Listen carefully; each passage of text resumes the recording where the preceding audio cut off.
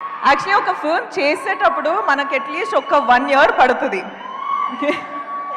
ఆ 1 year టైంలో టీంతో పాటు ఎంత క్లోజ్గా అయిపోతామంటే నేను అమ్మ నాన్న మొహం చూసి ఒక అట్లీస్ట్ 1 year అయిపోయింది.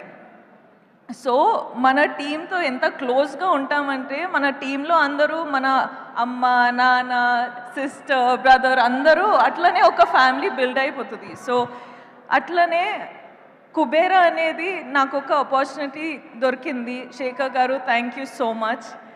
నాకు ఫస్ట్ ఆఫ్ ఆల్ శేఖర్ గారితో పనిచేయాలని చాలా ఇష్టం ఉండే. సార్ రియల్ ఎమోషన్స్తో పాటు రియల్ లొకేషన్స్లో ఐ డోంట్ నో ఒక సార్ ఒక డిఫరెంట్ సినిమానే ఉంటుంది. సో అందులో నాకు ఒక ఛాన్స్ దొరికేది చాలా చాలా అంటే it's an honour. Thank you so much.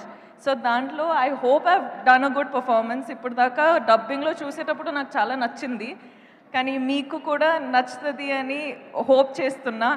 Hara and